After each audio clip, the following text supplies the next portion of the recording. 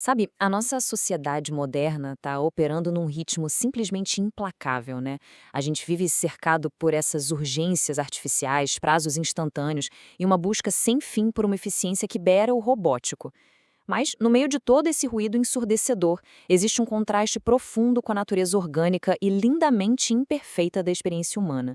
Então, essa nossa análise de hoje propõe uma pausa mais do que necessária. Vamos explorar juntos o pensamento do professor Márcio Eda e o projeto dele, A Jornada da Escrita. É um trabalho fantástico que funciona quase como um oásis intelectual, sabe? Ele convida o indivíduo a se reconectar com seu próprio tempo, bem longe daquelas métricas exaustivas do mundo contemporâneo. Muito bem, vamos mergulhar nisso porque esse é, sem dúvida, o grande conflito da nossa era. De um lado da balança, a gente tem a automação por inteligência artificial, com aquela pegada estritamente pragmática e estruturada.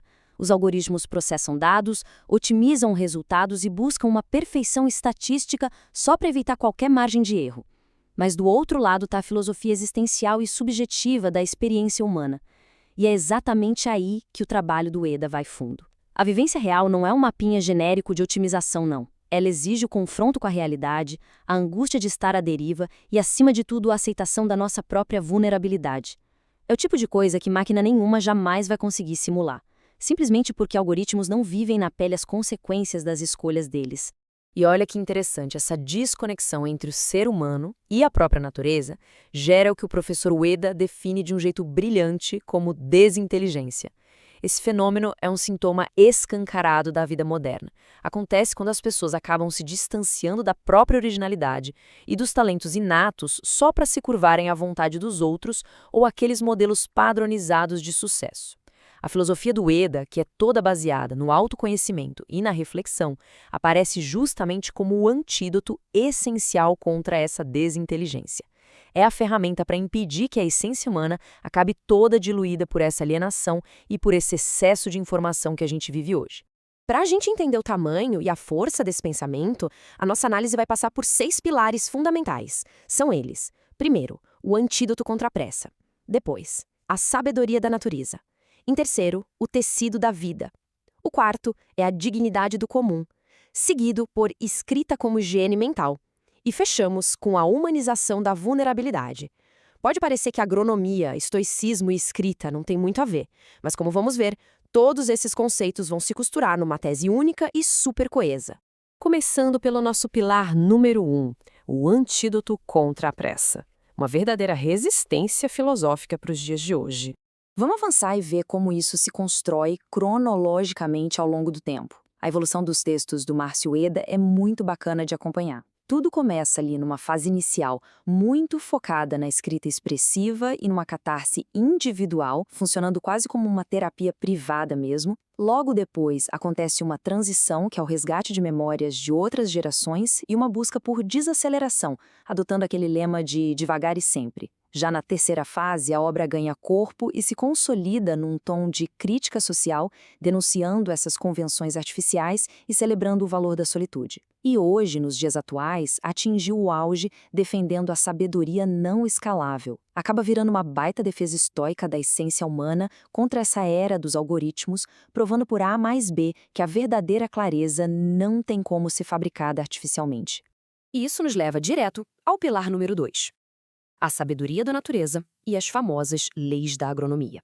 O pensamento do autor ganha uma profundidade absurda por causa da formação dele como agrônomo. A metáfora do desenvolvimento humano espelha perfeitamente os ciclos biológicos da natureza. O passo 1, por exemplo, é a inevitabilidade do plantio. Afinal, todas as ações do presente vão determinar o que a gente colhe lá na frente.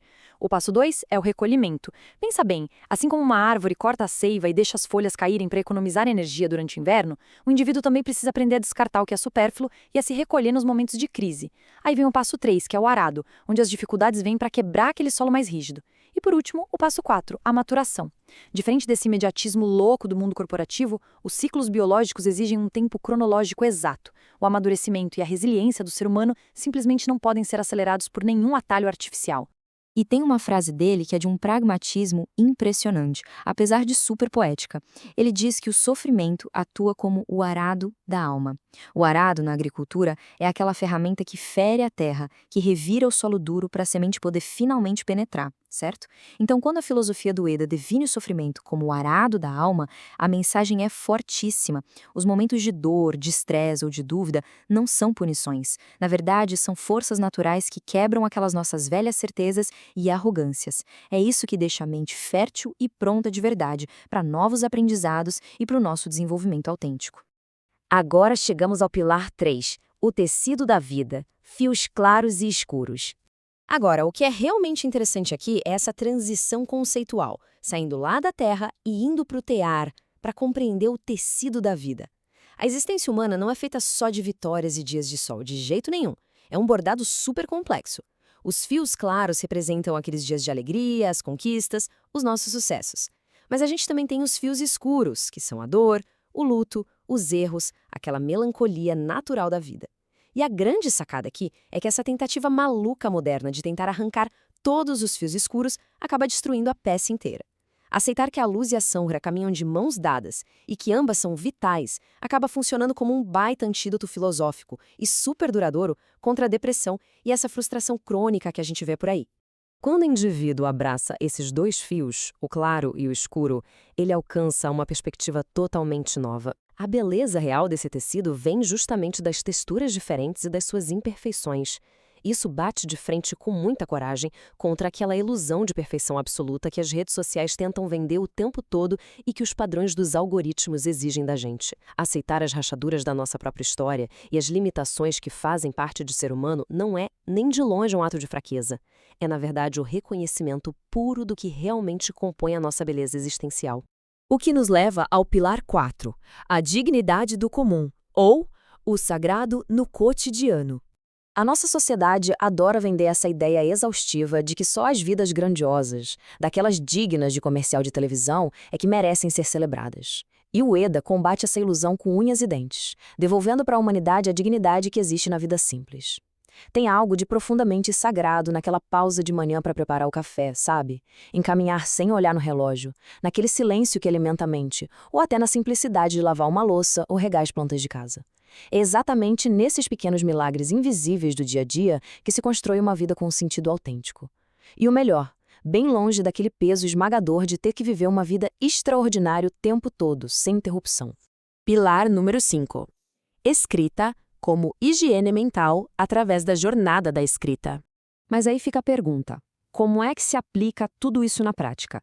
Bom, nesses ambientes corporativos pesadíssimos de hoje, que são marcados por alta pressão, chefias tóxicas e cobranças que sufocam, essas ideias viram um verdadeiro escudo. A prática atua promovendo uma baita desaceleração mental, ajudando a dividir aquelas pressões gigantescas em focos diários, um dia de cada vez. Funciona igual um filtro, sabe? Barrando todo aquele ruído e a desinteligência das fofocas corporativas. A escrita vira uma válvula de escape essencial para processar emoções difíceis, criando uma blindagem que separa a identidade pessoal da pessoa do cargo que ela ocupa. É assim que a gente fomenta uma resiliência gentil, porém muito firme, que tem a capacidade real de suportar as grandes crises do mercado de trabalho. Então, o ponto crucial é desmistificar a escrita de uma vez por todas. Não tem nada a ver com buscar uma perfeição literária, publicar um romance best-seller ou usar uma gramática impecável. A escrita é, antes de mais nada, uma ferramenta totalmente democrática de autoconhecimento. Pensa comigo. Do mesmo jeito que o nosso corpo precisa de uma limpeza física constante, a nossa mente precisa de um espaço seguro para desaguar. Colocar os sentimentos e aquele caos interno no papel tiram um peso gigantesco da cabeça. É o processo de finalmente abandonar a cadeira de vítima para assumir o papel de autor, aquele que organiza a própria história e, claro, o próprio caos. E finalmente chegamos ao nosso pilar 6, a humanização da vulnerabilidade, o legado de Ueda. O que permanece quando todas essas palavras são lidas e a metáfora do campo se encerra? Depois de entender que a vida exige, sim, fios claros e escuros e que a experiência humana não deve ser comparada ao pragmatismo frio de uma máquina, fica a pergunta: qual é, afinal, a grande herança que esse modelo de pensamento deixa para a nossa sociedade? O legado supremo aqui não é nenhuma teoria acadêmica complexa, mas sim o acolhimento. A grande missão é a humanização da vulnerabilidade no nosso dia a dia. O objetivo final de desmascarar toda essa urgência moderna e de aceitar a imperfeição é deixar um rastro na sociedade. Um rastro de pessoas que tenham a coragem de ser frágeis. Pessoas que consigam ser mais gentis com elas mesmas quando falham. Que deixem de ser escravas de uma perfeição algorítmica que cá entre nós nem existe e que consigam encontrar paz na beleza genuína daquilo que é comum.